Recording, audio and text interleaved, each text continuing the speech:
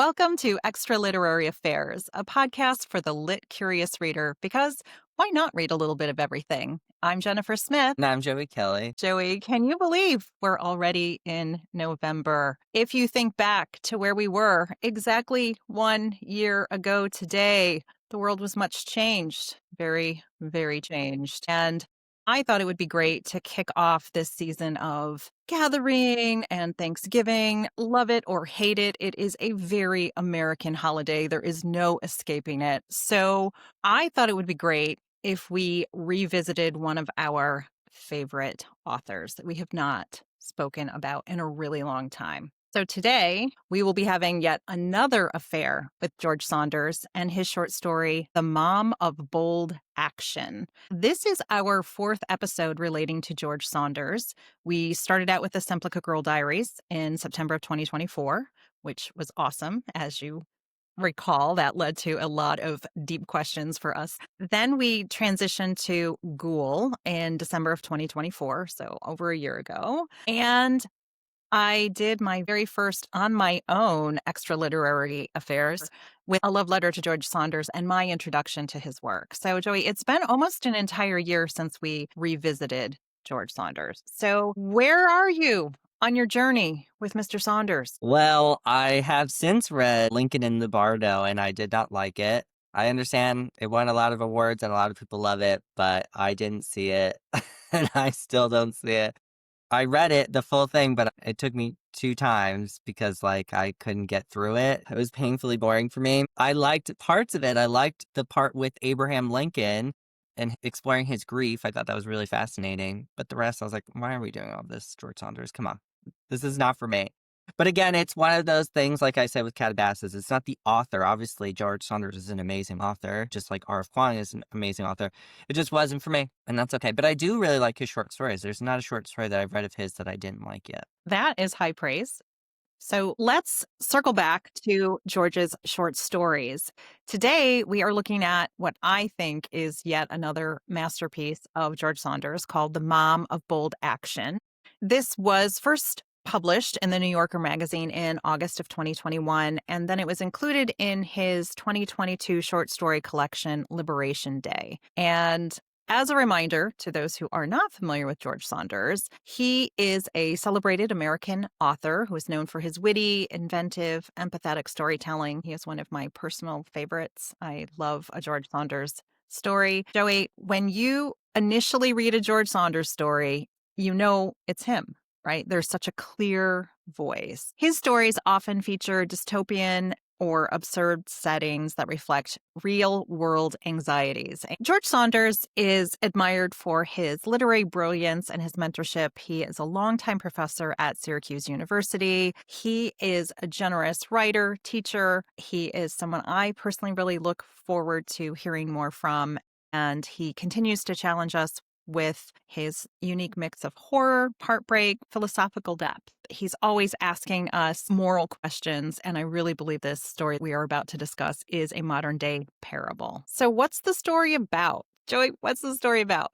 The story is titled The Mom of Bold Action, and it is a darkly comic exploration of parental anxiety, justice, and the messy emotional terrain of modern day life. To me, this is a quintessential American family confronting very clear issues that are currently affecting a lot of people in the U.S. The story centers on an unnamed mother who is a struggling writer and a little bit of a neurotic parent, if I could be so bold to offer that to you, Joey.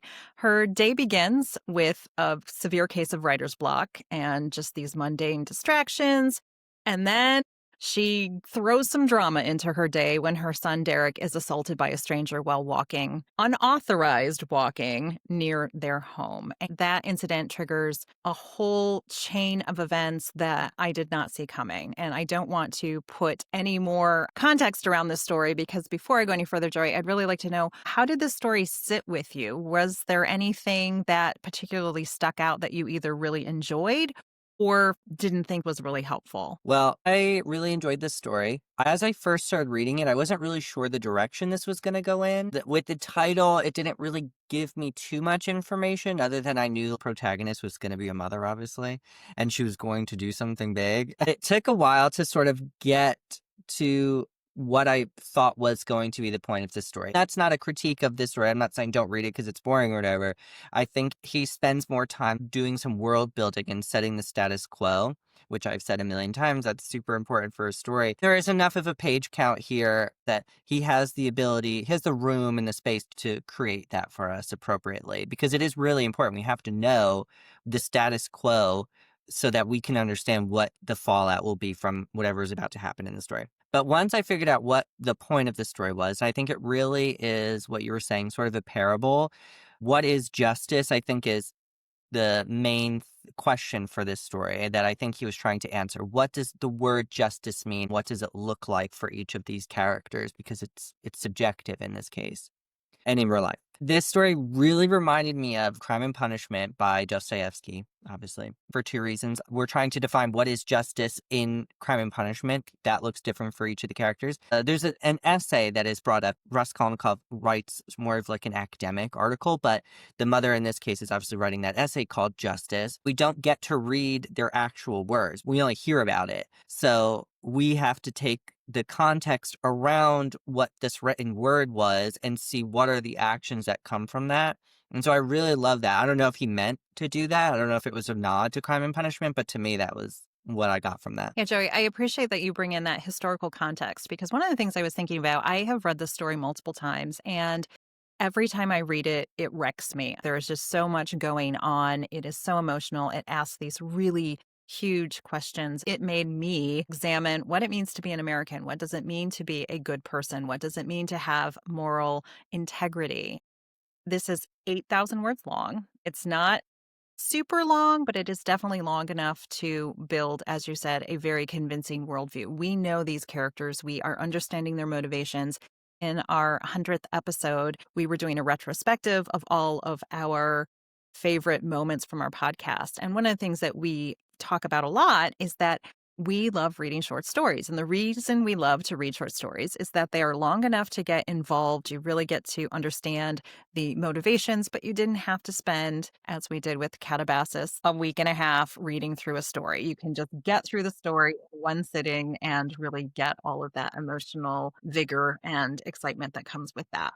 And Joey, I think nothing in this story is coincidental. I am always in awe of what George Saunders does. So when you say, hey, does that remind you of Crime and Punishment? The answer is, of course it does. Of course it does. Joey, I want to just quickly go through the plot points in the story because I think that is going to be very helpful for us to walk through the motivations of each of the characters. So, as we said, the mom is a writer and she starts her day trying to write her short story. The absurdity, Joey, I just have to say the absurdity of the storylines that she comes up with felt very relatable of like, oh, look, here's a stapler. I'm going to write a story about a stapler. And it was not the implement that she chose, but it was like literally random. Okay, thank you, George Saunders. Wink, wink, nudge, nudge. It's hard being a writer. We get it. We get it. We get it.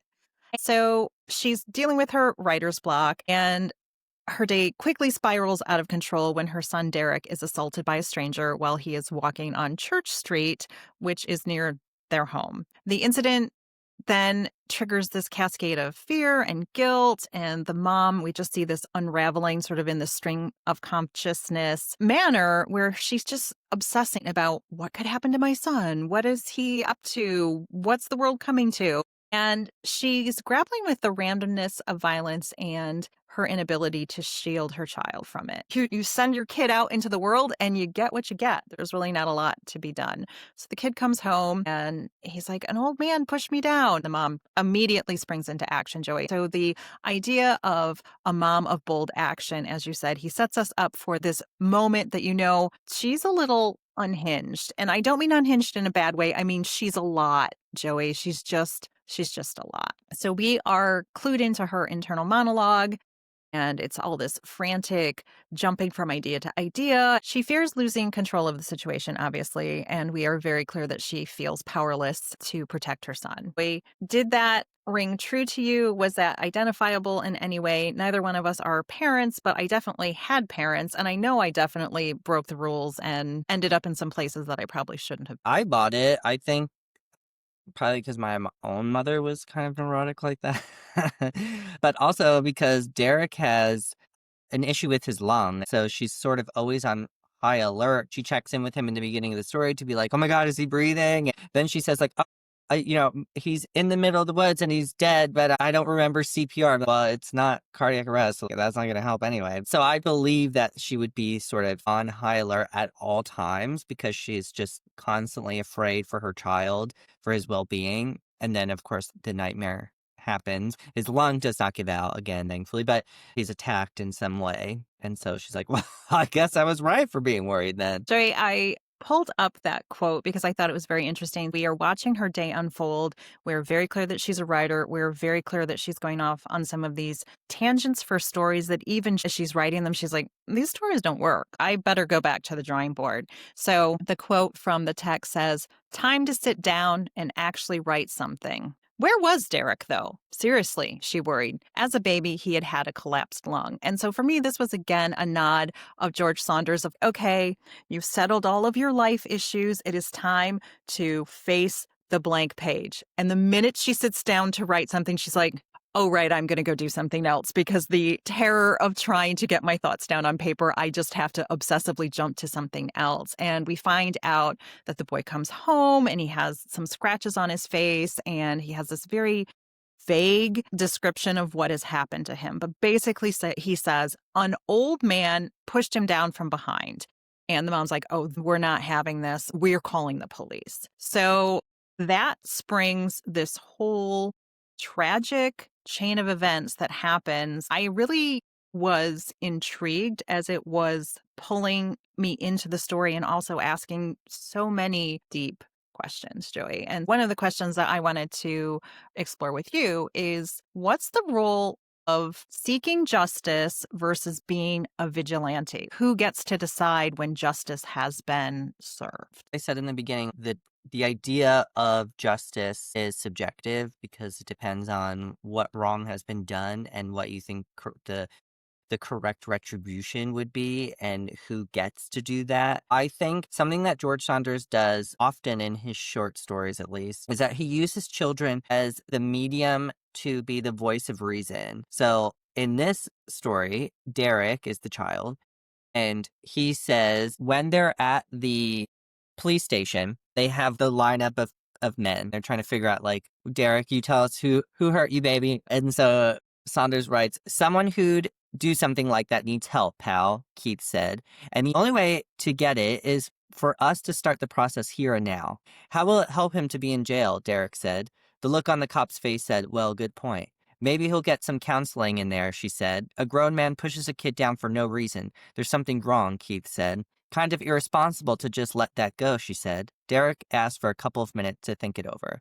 So Derek is correct, I think, that this is not going to help someone that's mentally ill to go to jail. That is what we do currently in the United States. We send mentally ill people to jail because that's the option they have available to them. Hopefully they will be able to get some help there, but that's not often the case. So Derek is correct in his assessment that this is not going to help this man. And he doesn't feel like he needs vengeance or retribution.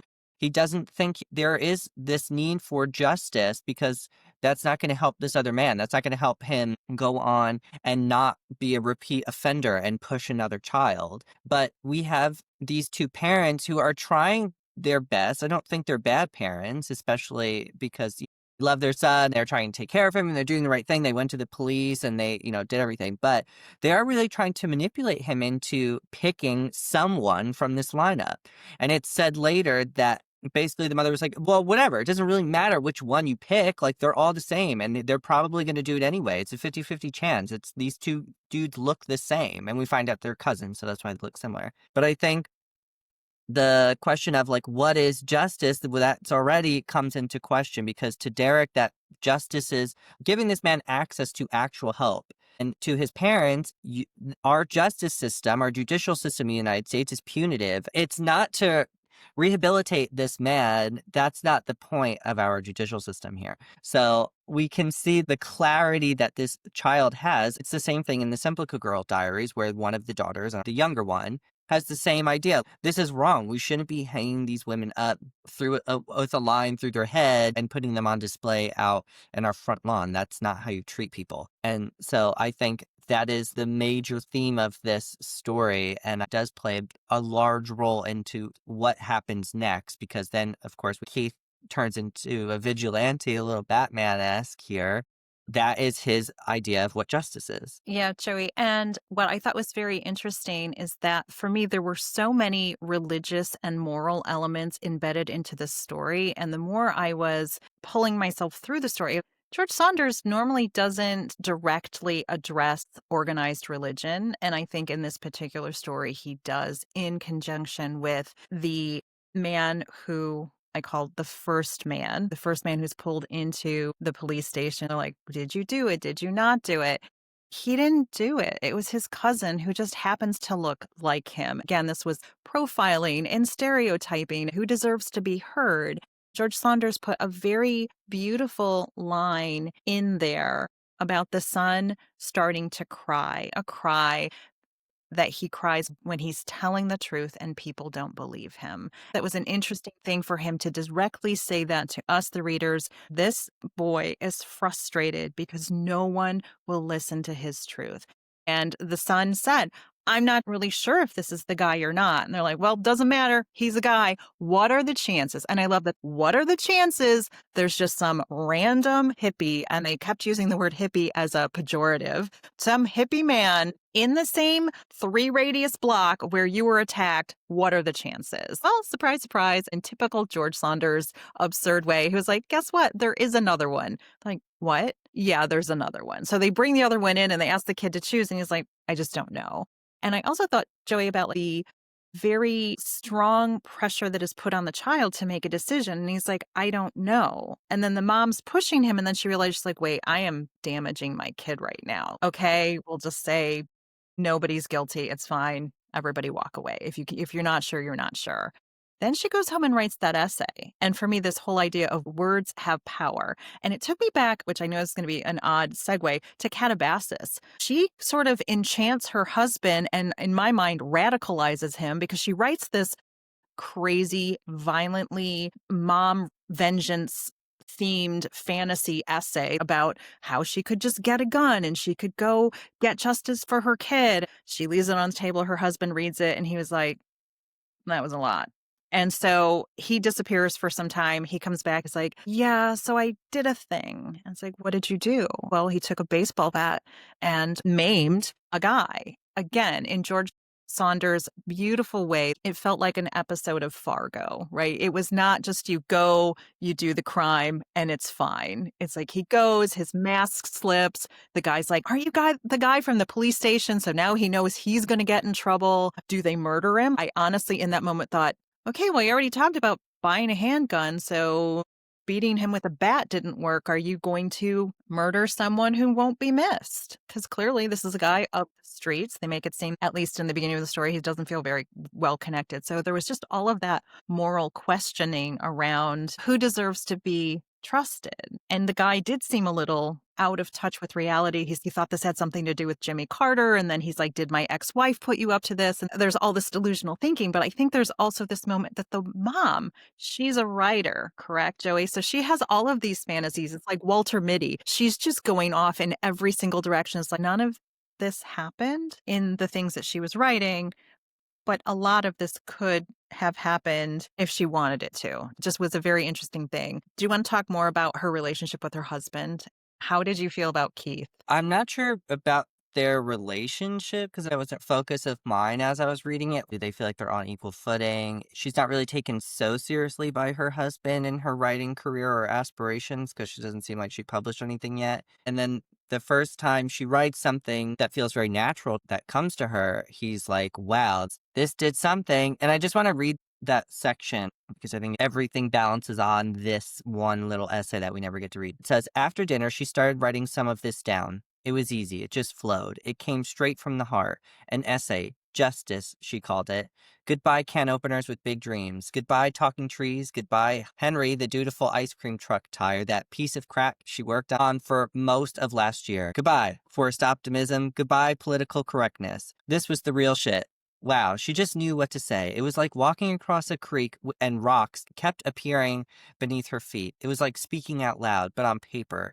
It was the most honest, original thing she'd ever written. It didn't sound like her, and yet it was her, for real. Bang. Yes, perfect. I really wish he would have written what this essay was because I desperately want to know what she said. Okay, it was going to be super bad. It was going to be hard to read, but I wanted to have read it. But anyway, I think that it comes off a little strange because we do understand at least that Keith doesn't really take her writing seriously, like I said. So it's sort of strange that he immediately jumps to action when he reads this one essay. So my original thought was, I don't think George Saunders is trying to do this, but to me, this is coming off like the woman is the original sinner here, like an Adam and Eve story. This was the forbidden fruit, this essay. She fed it to Keith, and Keith went off and committed sin, or committed a crime in this case. And it reminds me of like the Macbeth and Lady Macbeth kind of dynamic, where Lady Macbeth gets blamed as being the villain of the story. We don't have to get into Shakespeare, but that's how I feel about it. So then I was thinking, obviously, two people have it within themselves, and they were masking it for whatever reason because it's not nice, and you should shut up if it's not nice. But she feels sort of freed by this event, and she feels now justified to write it because her son has been harmed in some way. Then Keith takes that and immediately is radicalized, as you said. But is he really being radicalized in this moment, or is this something that was already starting to happen or had already happened, and he was just waiting for the impetus, in this case, which was Derek's assault and this essay, to sort of feel like, no, you know what? I am correct. I am going to go after this guy. I'm right. This guy's a piece of shit. He hurt my kid. There's so much more to it than that. It's obviously not like a basic story. This is a very nuanced and complex story from George Saunders, where I think this is a class issue where we have this couple that is of a higher socioeconomic status and these two cousins who are obviously lower. So they feel justified in assaulting them because they are not on the same level as them. I appreciate that you bring out this righteous anger. They're like, we have a right to punish the person who harmed our child. And when the kid first came home and was describing what had happened, I was like, did that really happen? Was there an old guy? Did he get beat up by some kids? Was he in the wrong place at the wrong time? And it's like, I can't tell my parents because they're going to be so mad. I promised them I wouldn't go anywhere, but now I've done this. It just, for me, was very curious. So then we find that this actually happened. That all makes sense. The dynamic that I was really interested in is that she said that her husband, they went to the Christmas party and everyone was talking over him and they were all joking. His colleagues were like, ha ha, we always give Keith the worst assignments and he doesn't even know. He just says, please give me more. And George Saunders wrote something to the effect of, they didn't even notice they were hurting his feelings. That is the background. In my mind, he's not painted as a person who has a lot of agency. He is not well respected. He does not seem to assert himself into the world. People are taking advantage of his niceness or his inability to see the bigger picture. So then I was shocked that he was like, okay, I'm getting the bat. I'm going to go and get some justice here. I was really shocked because what was the bigger message that George Saunders was trying to impart? He imparted to me is that the world is not fair. I was curious when he wrote this. So this was published in August of 2021. We had just gone through the first Trump administration in 2016 that ended in 2021. And there were some very famous lines that infiltrated this particular story. She keeps referring to good people. And I don't know if you remember, but there was some violence in the United States that happened. And our president at the time said there were good people on either side.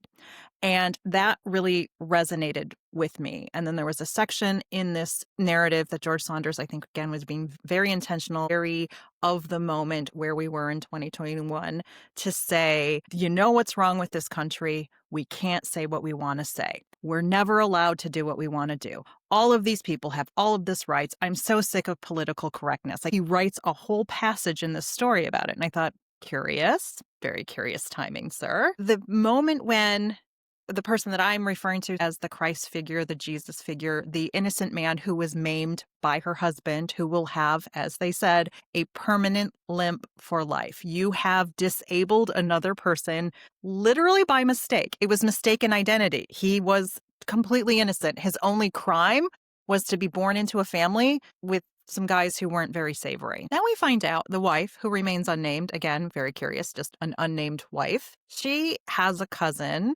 who is a hellion. His name is Ricky. He has raped, he has battered, he has stolen a car, he has been in jail, he was beat up by bikers, then he eventually died. So this is not a person who has lived the most straightforward, law-abiding, civilly engaged person. And she seems to be very clear, and Joy, I'd love to read that passage, where she forgives her cousin. The reason I bring this up in the context of what was happening in the world at that time is that there was a lot of language that echoed things I was hearing other people saying at that time. Okay, so this is not the point I was going to make, but I do want to just make this point as well.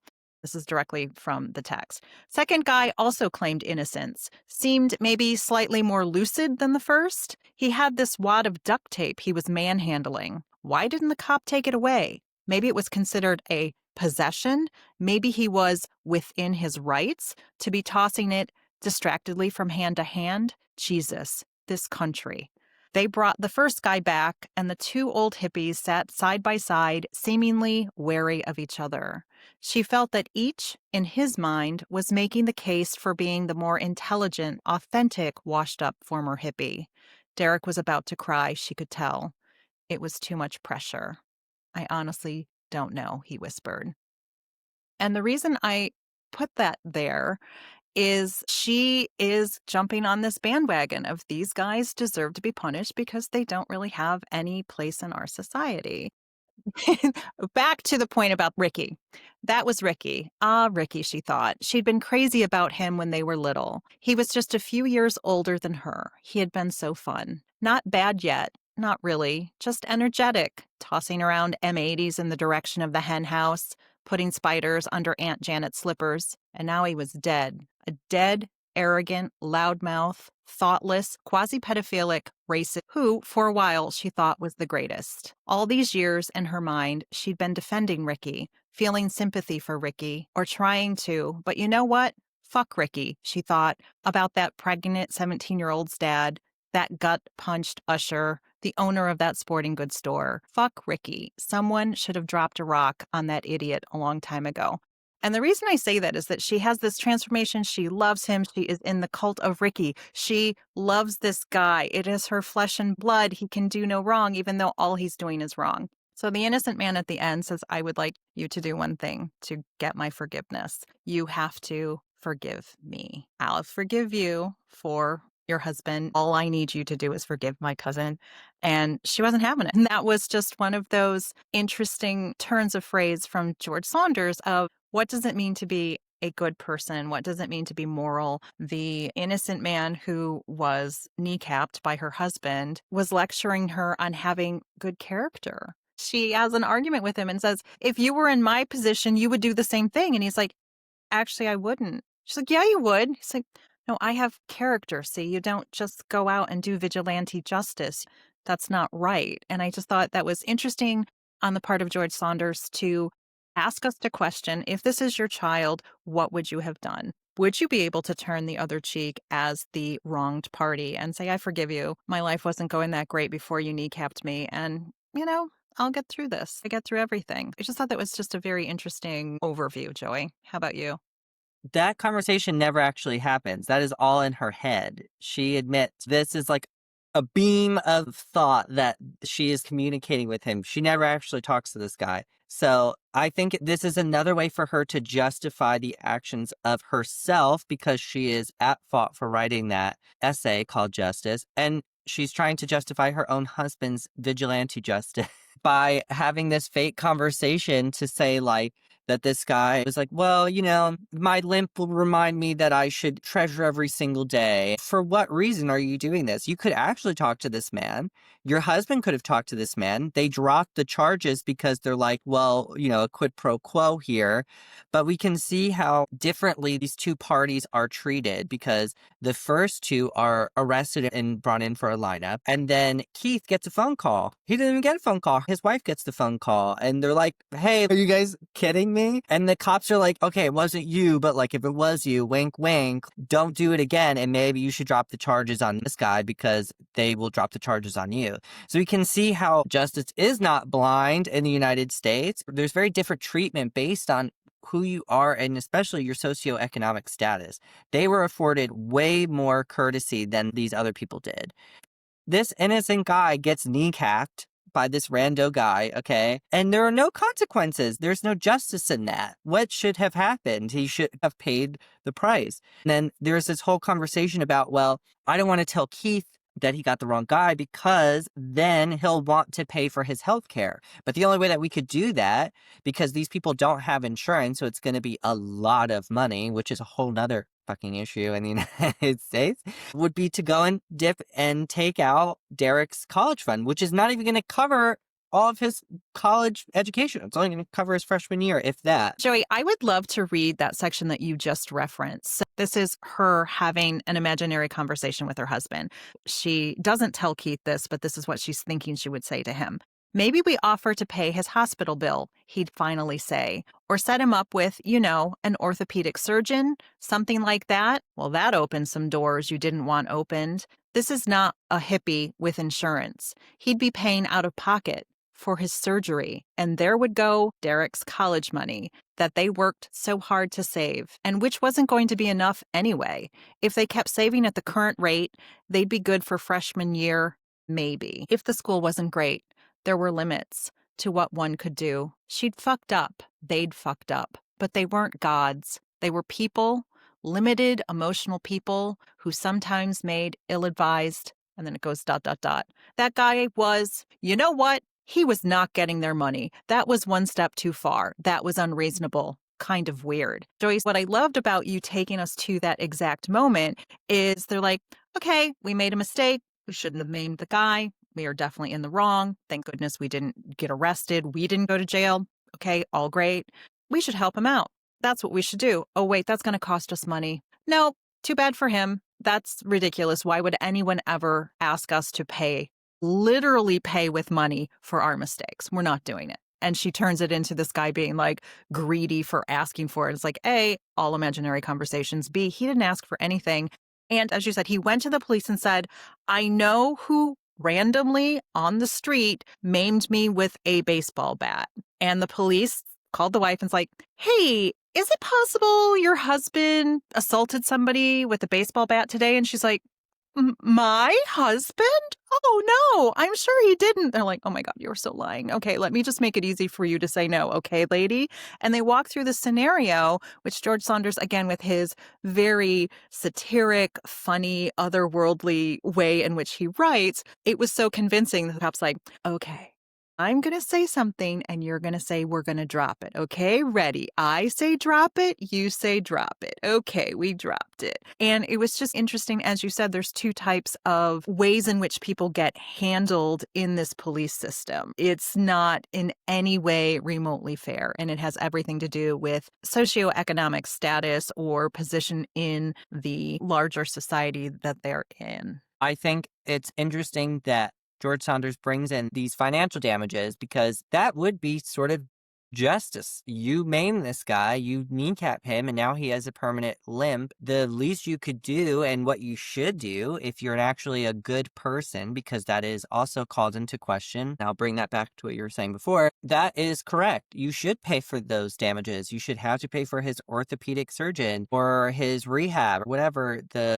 actions to improve his ability to walk are. And the only justice he gets is they justify it to themselves or to herself and try to say, he shouldn't have access to our money. He's going to rob our kid. Derek is not going to be able to pay for his freshman year at a bad school.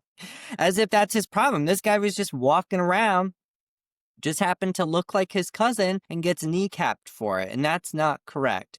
And that's not what a good person is. I want to read the quote about what she says about being a good person. Saunders writes, God, the hours of her life she'd spent trying to be good, standing at the sink, deciding if some plastic tofu tub was recyclable. The time she hit a squirrel and circled back to see if she could rush it to the vet. No squirrel. But that didn't prove anything. It might have crawled off to die under a bush. She parked the car and looked under bush after bush until a lady came out of a hair salon and asked if she was okay. Walking through the mall, trying to offer a little positive vibe to everyone she passed. Refilling the dog's water because there were floaters in it, as if he cared. Maybe on some level he did. Maybe clean water made his life better, incrementally. Sometimes she'd refold Derek's little shirts 2 or 3 times, wondering which way he'd find easiest to unfold. It mattered, didn't it? When a shirt unfolded nicely and went right on, didn't that maybe give a kid an extra little burst of confidence? So we have this lady who is obsessed with trying to be a good person, but we can see that she's using selective empathy and she is not aware of it because all of these other people, the random people she passes in a mall, deserve her respect and empathy. She's trying to make their lives better. This squirrel that she thinks she hit deserves more empathy and compassion than these piece of shit guys who she thinks are shitty people. He shouldn't have pushed that kid, okay, but he is suffering from mental illness of some kind. Not that that's an excuse, but there are circumstances. But the other guy did not deserve what he got coming to him. So why can't she apply that empathy that she feels for all of this manner of life to this person? I'm pretty sure, okay, it's because of his socioeconomic status. He comes from a family that owns a failing furniture business in the town, and they're looked down upon. They are not financially successful. They look different. They are the outcasts. And I think he's using hippie here, which I think might be a little dated, but his point is that they're the outsider. They are going against the grain of society. Maybe this is supposed to take place in a different era than the current one. Maybe that's why it's more relevant. Anyway, it doesn't matter. Replace hippie with whatever outsider group that you would like. But I think that's the point, is to say they do not deserve my empathy. Everybody else does because they fit in with society and they want to continue with the status quo. But these people do not. And so they deserve it. They have it coming. I don't care that you're innocent. It doesn't matter. One day you might commit a crime, or maybe you'll know someone that commits a crime. And so by association, you had it coming. Again, this is something that is very relevant to today. It was only in 2021. That's not that many years ago, but I think we can see where people take to TikTok to laugh at how children and adults and families are not going to be able to eat because food stamps and EBT cards are canceled, but they're all so excited to back billionaires because billionaires should not be taxed. So it's this selective empathy. I think it's an all or nothing kind of thing. She cannot say she's a good person and try her best to be a good person, but when it is most convenient for her, when she's most comfortable in that situation, then she'll be a good person. She'll be compassionate and show empathy. But when it doesn't suit her and it doesn't suit society, then they can just get away from her and go die. And that's my rant. Yeah, I'm glad you said that because there was a moment when they were thinking about what happened at the police station. And she was very upset with her husband because he didn't step in, nor did the cop, and take the guy outside to do a little performative roughing up. They needed to go show those people that this was not how it was going to happen. And they, at least some kind of justice was going to be served. She was really upset that her husband didn't take that. For me, it's like the weight of the patriarchy. Why did the husband have to do that? Why did the cop have to enforce that? But that was in her mental image. And I love that George Saunders used the word performative because all the things that you were talking about, it's like, well, how do we show that we're a good person? Oh, I rescued a squirrel that I might hit with my car. I'll take him to the vet and that'll be a $3,000 bill. But, you know, a guy who I've actually permanently disabled, who is now probably living on the street or does not have a car, apparently he's just walking around, I can't be bothered because he's going to take too much. He's just going to take too much. And I thought that was just a really important point that happened. I want to go back to one of the things that when we talk about this selective empathy, there was a portion in here that talked about harshness of the world. This guy has had a really bad break. The cards were not in your favor. So George Saunders writes, and this is on behalf of the woman, the world is harsh, too harsh. Make one mistake, pay for it the rest of your life. She thought of Mary Tillis, who rear-ended that minivan and 2 kids died. of Mr. Summers, who had done something weird with the heater and gassed his elderly parents, of that guy with the eye patch at Boy Scouts who'd sloppily secured a load of firewood and then a chunk flew through this lady's windshield and she'd driven off the bridge into the river and drowned while trapped in her car. What was that guy's sin? The sin that had ruined his life so that now at Scouts he was nearly always drunk, and during Pinewood Derby he'd gone charging out of the exit door when one of the little cars flipped, leaving his kid, Maury, standing there like, "That's just my dad. Sorry, he once killed a lady? One bad knot.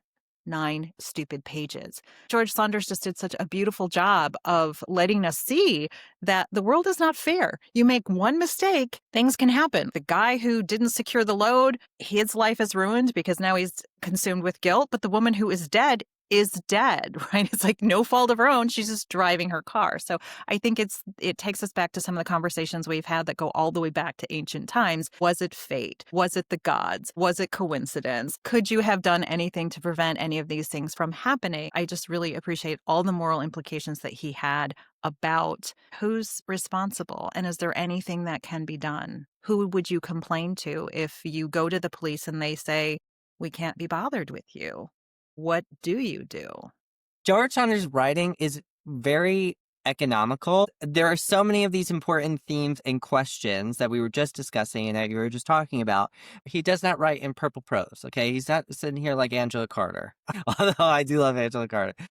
So it's really easy to get through his stories and understand what's happening, but then he gives you all of these moral questions like who is correct here? The wife and Keith, are they correct? Are the police correct because they were people differently? Were the two cousins correct? Was Ricky correct? Was Derek correct? He's giving you the information, but I don't think there's any bias in what he's saying. He's presenting the information to the reader and saying, make a decision here. You're going to connect with one of these characters, one side or the other, or you're going to come to some conclusion, but that's on you and it's not on him.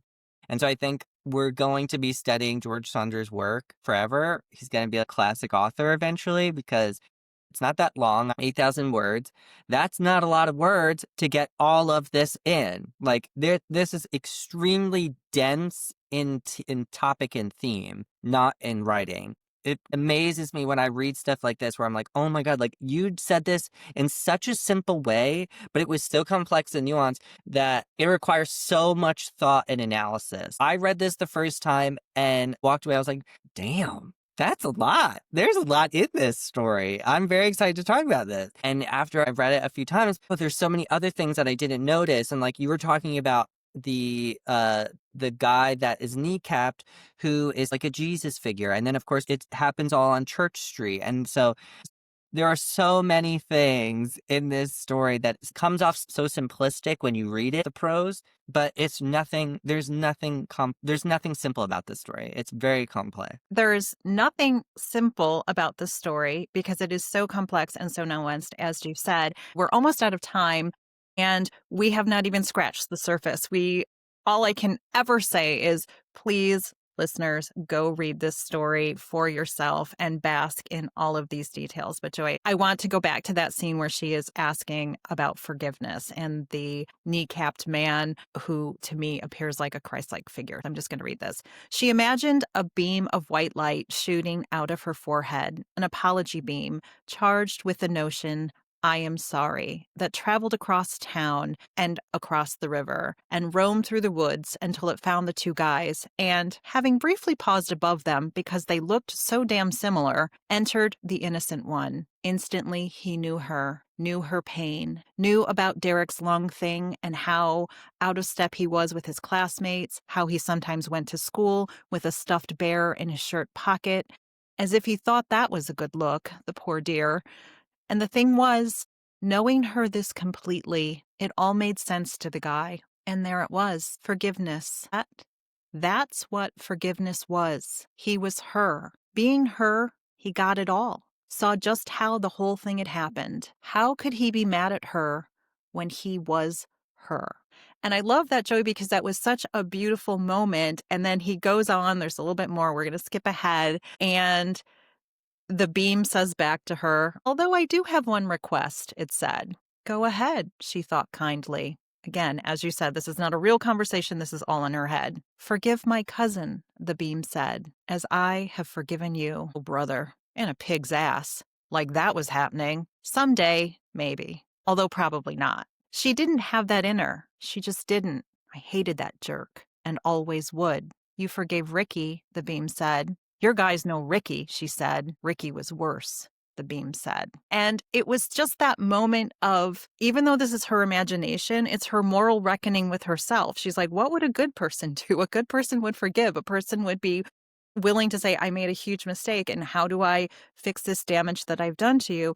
Instead of what she said, Joey, about her husband, she's like, I was a person who would confess to my husband when I did something, and the absolution of just saying it, he said, okay, you were forgiven. And then we just moved on. And that's exactly what she's asking to do. She's like, I said, sorry, why don't I feel better? There's a point where she says, I hate feeling guilty. Feeling guilty is horrible. Well, how do you think feeling kneecapped and permanently disabled for the rest of your life feels? Probably more difficult to deal with than a little bit of guilt. Yeah. George Saunders makes an excellent point, as he often does, that the antithesis of hatred and bigotry, blah, blah, blah, fill in with all the adjectives or whatever, is understanding. She has this moment where, even though it's fake, okay, it's all in her head, that she can see we could have empathy and compassion for each other if we just took the time to understand one another. I don't have to see you as just your socioeconomic status. I don't have to see you as a hippie or as an outsider. I can see you as a fellow human being who deserves my respect and my compassion. And I think that is also super relevant for today, as it always is. Hopefully, it won't always be like that. People hopefully will be like, okay, I understand that other people live differently than I do, and that's great. A message that is very poignant today. That's really the antidote to a lot of these issues. If you just knew someone and you just talk to them and you understood that you're a human being and you deserve all the same things that I want in life, and we have basically the same goals, which is just to be full fat and happy. Basically, I just want to be able to rest my head somewhere safe, feed myself or my family or my kids or my partner, whoever, and pay my bills and be on my way. No one really wants that different of a life than you would. So I think that was a great piece that he put in there. There was some understanding, even if it was fake. I appreciate that you said that, Joey, because the fact that he parallels this guy's cousin is the one who actually pushed the little boy down, her son. And when the police questioned him, he was like, yeah, that little smug little bastard. Of course I pushed him down. Maybe he'll learn something about life. Life is difficult. He shouldn't be living in his protected bubble with his amazing family. And I thought that was very interesting because going back to that scene we were just talking about, George Saunders writes, you are trapped in you, the beam said. Yeah, well, who isn't, she thought. For some reason, the flock of geese was now passing backward overhead, headed in the opposite direction. That's really the problem, though, isn't it? She thought. Yes, the beam said. George Saunders is again just really putting it in our face of, you know what the problem with the world is? It's the fact that we can't seem to get out of our own heads long enough to see people in the exact same situations we are in. You can't control your brother. You can't control your sister. You can't control your dad. You can't control your cousins. You can only control yourself and your own personal responsibility. And the innocent man, again, he was the innocent man. He feels like a Jesus figure to me. He was like, can you forgive my cousin for being imperfect and hurting your son? I forgave you for permanently disabling me. And she's like, yeah, I don't think that's happening. That was my son. I can't forgive. 3 scratches on his face, Joey. This kid is not scarred for life. It all went away. And in typical George Saunders fashion, he says, time passed and we stopped thinking about it. And everything was great until she's driving near Christmas and she looks over and sees the guy with the limp and he's the cousin with him. So it's like, oh, well, at least the cousins are hanging out together. And that's when she decides I can never say anything to her husband about this because I wouldn't want him to feel bad. It's my job to be, as George Saunders writes it, a sin eater. I think we've talked about this concept before in other stories. So again, I was getting literally tapped on the nose by George Saunders every 2 minutes. They talked about, oh God, they said amen. They talked about mega churches. They talk about confession. They talk about sin eaters. They talk about what it felt like to put Ricky, she imagined having Ricky in hell and being like, "Are you sorry, Ricky?" And he's like, "Man, it sure is hot in here." So even in her fantasy, Ricky wouldn't repent. He wouldn't say, "Yeah, I'm sorry. I'm such a screw up. I'm so sorry that I hurt all these people." He's like, "That's just kind of hot. I'm going to fix him. I'm going to elevate him into heaven." And she's like, the angels were looking at her like, "What is this guy doing here? You Really? Are sure? you're not leaving him with us, right? Because wrong spot." And I just thought that was, again, such a George Saunders kind of thing to do and really ask those questions as we did in Calabasas last week of who deserves heaven, who deserves hell, what is that like, is this real? All of those things were just echoes. And Joy, I will leave it at this because there are so many things we did not touch on here. I find it very interesting that no matter what we're reading, magically, we find stories that have those same themes repeated over and over and over again. So I am getting quite a kick out of just seeing how accidentally I chose this story. I did not choose this story for any other reason other than I loved it. And I felt it was very much about community, Thanksgiving, being grateful for what you have, societal ills, all our favorite hits. I just really appreciated that these themes are evergreen. They never, ever go away. We are not solving anything. We are still grappling. Dark, dark ending there. But then there's George Saunders. George Saunders gives us the answer to that. He tells us in the good book here of George Saunders that understanding and empathy cure a lot of the ills that are happening in this story and in life. So remember, remember that. Joey, thank you for that. That is a great place to leave this. Empathy, understanding, opening your perspective to someone else. Guess what? Those are all free of charge. There is no economic investment required to be a decent human being to your fellow mankind. So thank you, George Saunders. And this season of thanks and gratitude, I am just so grateful that we have George Saunders, and I can't wait to see what comes next.